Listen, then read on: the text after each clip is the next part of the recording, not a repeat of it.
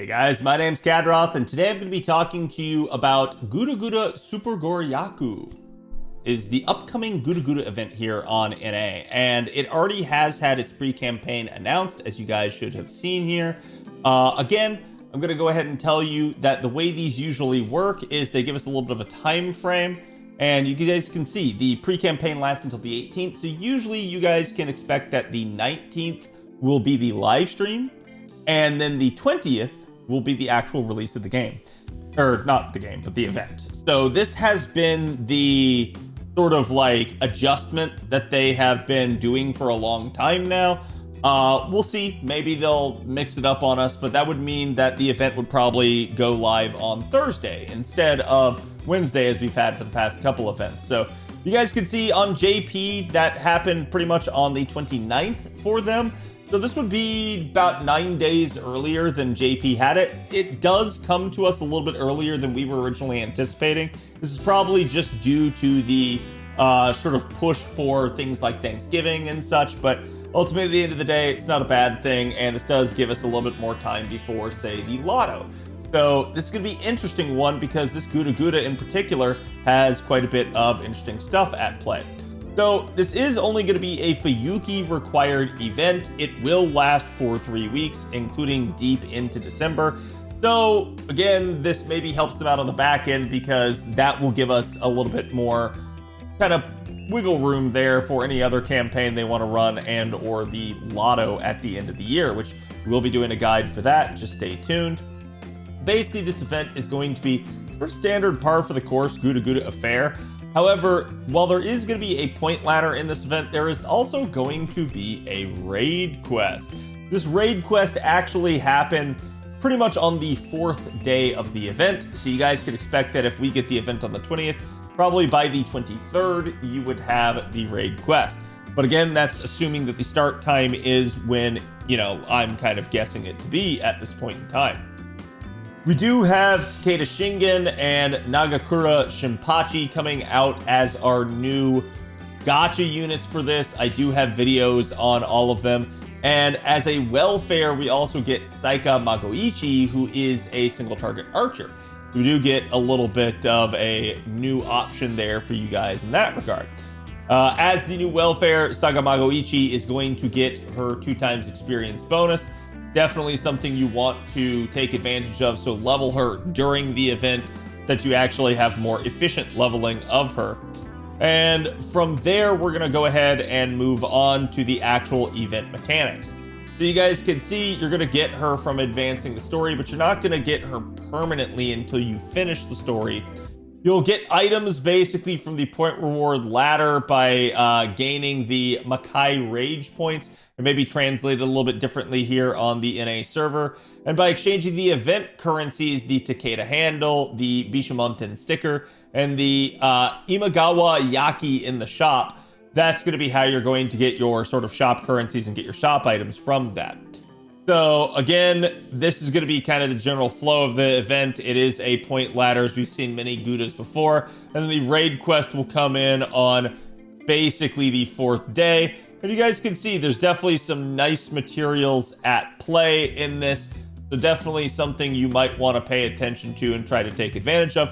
Just don't expect the raids to stay alive for very long. That is sort of the par for the course with a lot of raid events. Now, as we look at the event bonuses, you guys can see all of our new units, including the new welfares, new gacha units, as well as another very interesting character here is going to be at 100% damage bonus.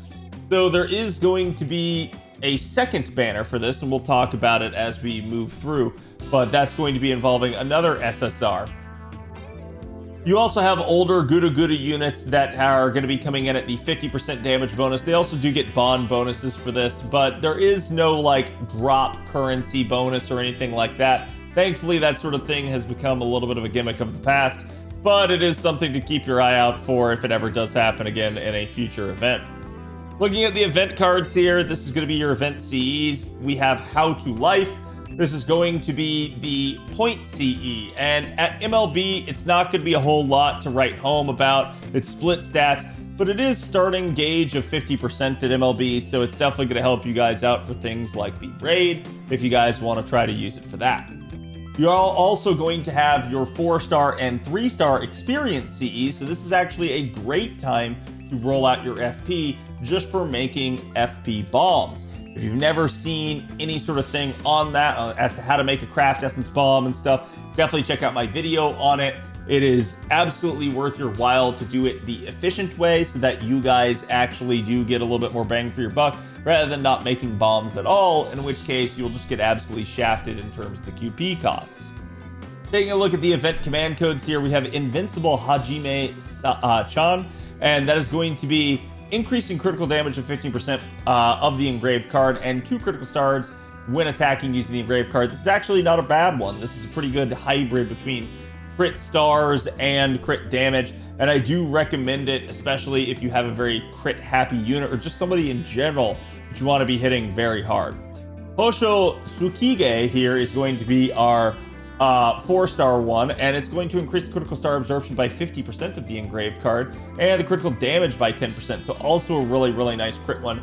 Definitely one that's not like necessarily card aspected though, so you don't have to like put this on a buster card if you don't want. So this does free up options for things like trying to stoke all the stars to your arts card and stuff like that if you so choose.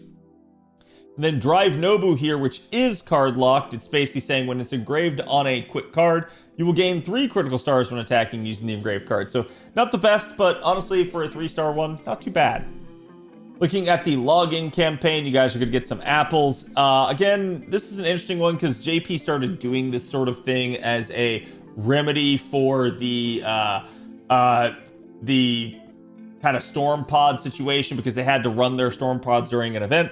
And at this time, they didn't have half-cost storm pods during an event. So it's kind of why they started giving out free apples. I don't think NA will necessarily get this, but it is something to watch out for.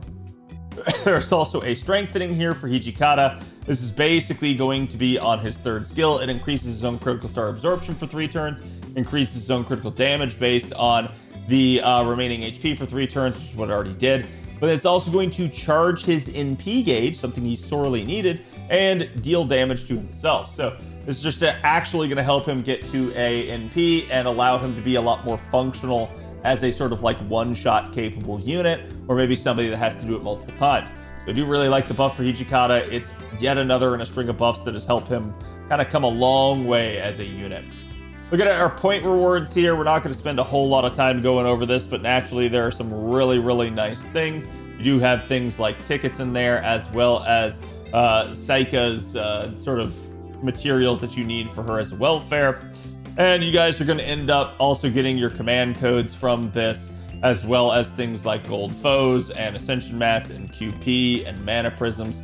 Also some crystallized lures here, and definitely just a lot of like fodder CEs as well. That being said, 3 million points is the end of the ladder, so that's going to be where you guys are going to want to get to ultimately. Keep in mind, this is pretty standard now at this point for point events. A lot of them do go to like 3 million, and so a little bit, you kind of are done usually at like roughly the 2 million mark, but then that last million, while you don't get a whole lot of rewards, still pretty lucrative if you can manage to get to the end. So I do recommend you guys actually go for the full 3 million if possible. Taking a look at the event shop, again, the Takeda handle here is going to be your gold CE, or not gold CE, but gold material. You're going to end up getting a copy of Saika here, 2 copies of the welfare CE for the event, a crystallized lore, Saika coins, evocation leaves, and then your gold foes, spirit roots, mirrors, magatamas, and obsidian daggers. So a whole lot of good stuff here. Just don't do yourself a favor, don't buy the command code removers. They're absolutely not worth it. Looking at the silver materials here, you get another copy of the welfare CE, a basically crystallized lore here as well, more Saika coins, more evocation leaves, yet another gold foe, and then even more ascension mats. And then looking at the bronze, you guys are going to end up getting yet another copy of the CE, another crystallized lore, kind of more par for the course here. But instead of a lot of ascension mats, this time you're going to get a lot of foes and just experience cards here in the bronze level. But you do still get some ascension materials. So taking a look at the main quest, I'm not going to end up spoiling for you guys, but just very quickly running on down, you guys can end up seeing you do get some nice drops at the end, including a grail. So definitely one you guys don't want to miss in that regard. Taking a look at the free quests here. Again, as we scroll through, it should become very apparent as kind of your early nodes here are going to be that like day one sort of node. They're not going to be too great. They are what they are. And then you'll progress on with the nodes getting even more hard as you kind of advance. And just kind of looking through here. So this one appears to be probably our 90 plus. It is a 213 node. And then yes, this would be our 90 plus plus. So take a look at the 90 plus. Looks like it is a all caster node, 213.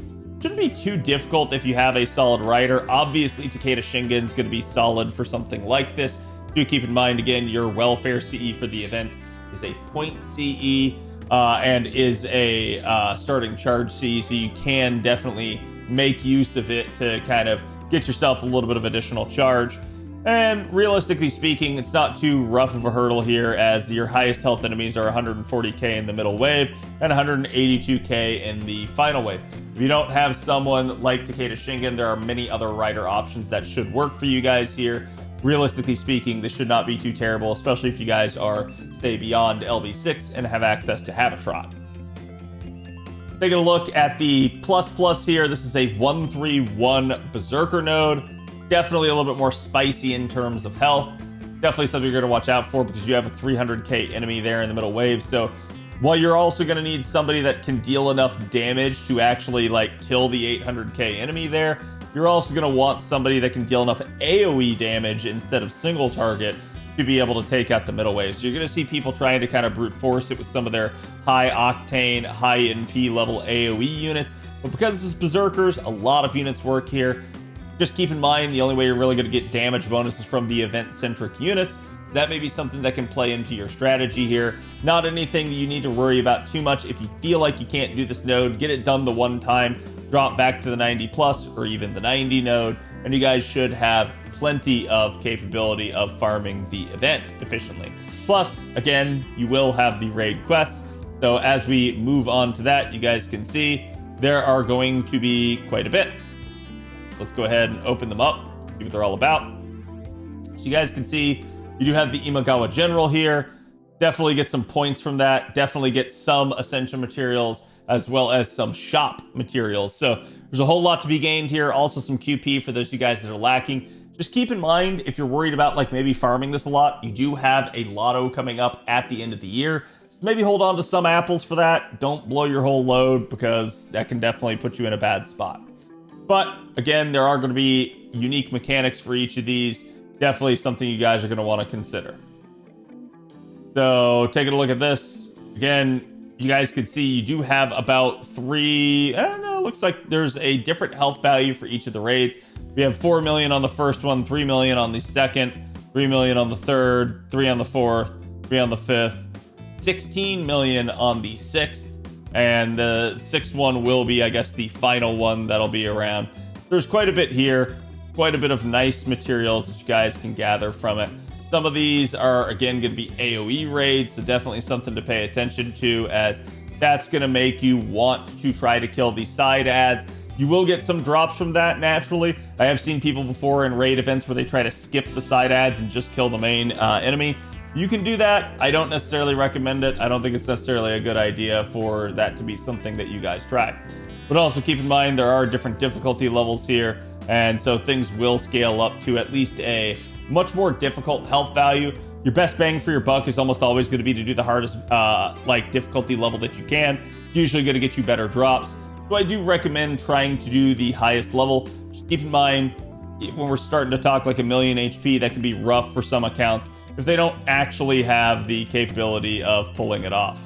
Take a look at the challenge quest here. This one's just going to be against Weisagi Kenshin. She's going to be our second banner unit, as we already mentioned.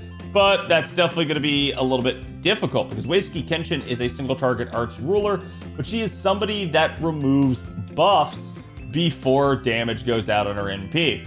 One of the effective ways would be trying to prevent her to get to an NP if you want to try to counter her. Obviously, you could try to blitz her and try to use someone like, say, like Jalter or, Tyra to try and kind of get through. Keep in mind that ability to buff strip is going to be very, very dicey. You might want to take somebody that's buff removal resistance. You might want to have somebody that has drained, try and prevent her from getting to that NP, or maybe even somebody that can kind of stun her and keep her locked down. That would be my recommendations for this. And you guys can see every 4 times she's attacked by a Noble Phantasm, she will increase her NP gauge to max automatically. So keep in mind, this may be something where maybe you try to get the job done with crits instead. That could definitely work for you. Just pay attention and try to keep a mental head count as to how many times you guys are actually sitting there and firing off a Noble Phantasm against her so that you don't auto charge it and end up in a bad spot. Taking a look at the summoning campaigns, we already mentioned the first one here. Basically going to be the return of Mori Nagayoshi, who is a limited 3-star alongside our 2 new units. Takeda Shingen's an interesting one. I do have a video out on him, as I mentioned earlier, but he is somebody in the future that with the 5th append can actually become a Black Grail Looper. So it is a really, really interesting way of handling things for him as a rider. Take a look at our gotcha CEs. We do have an all attack scaling CE here, Seaway Meteor Shower. It is invuln pierce, as well as NP damage and crit damage. So to me, this is actually a very, very nice craft essence. Not necessarily something you have to have, but this would be a potential good one for like challenge scenarios, as well as potentially just kind of staying power, as well as having the attack up, all attack scaling on this. So very good offensively as a CE. Northern Willow is split stats, it's NP gauge per turn, arts up, and critical damage up. And then your 3-star, while the art is fantastic, is going to be a little bit one that most people are just probably not going to care about too much, with it just being a quick up and critical star per turn. Your second summoning campaign will be the return of some of our older GUDAGUDA units. So Okita Soji, Hijikata Toshizo, Saito Hajime, and Mori again going to be on here. You guys can see there will be a little bit of a pairing with Okita having the 4-star and 3-star with her, and then simultaneously Hijikata having the same. So there will be quite a bit of capability to pull these. Unfortunately, these CEs that are going to be available on it are going to be the new CEs, not some of the older ones, so you're not going to be getting Poster Girl here or anything like that. And then again, your true second banner, aka your third banner here, is going to be Uesugi Kenshin. She is a fantastic new unit. I also have a video out on her. But like I mentioned, she's a really good like challenge unit and boss shredding unit, as she does have that ability to buff strip. She is a ruler, so she's going to be able to take quite a bit of punishment. And she is arts, so you do have that synergy there with other really strong art supports to allow her to just really pop off and hit people hard. And then for our fourth campaign, we're going to get the return of Izumo no Okuni, as well as Okita Soji Alter and Sen no Rikyu, all paired alongside Mori. So again, if you're trying to just isolate one of these units, this is a fantastic way to do it. But we're also going to have the Friend Point campaign, where we kind of get the rerun on Oda Nobukatsu, as well as some of the old limited craft essences from that time. So, like I mentioned before, this is a really good time to spend your FP, not just to get you guys maybe some event CEs from the 3-star variety for the event, but also because you can get these sort of experienced craft essences that can really help you with making craft essence bombs. And again, Oda Nobukatsu copies and or coins for him if you're worried about having enough for things like the 4th and the 5th append in the future, and potentially just grail casting and using them for fodder. So it is what it is, but those are going to kind of be your other ones. Now, I did want to briefly mention Avalon was nice enough to put together a nice little kind of primer / guide for the GUDAGUDA raids. Not really like any comp strategies in here, just hey, these are what each of these enemy types do and what you guys can expect. So again, if you want to, I'll put the link in the description. You guys can definitely check it out, and hopefully it helps you guys. Thank you guys for watching. Hope you guys enjoyed the review of GUDAGUDA. Let me know if you're going to roll for any of the units here, or if you're saving for the new year, and which raid you guys think you'll be going after primarily. I will see you guys for the next one. Thank you guys for watching. Make sure to like, comment, and subscribe. Have a good one.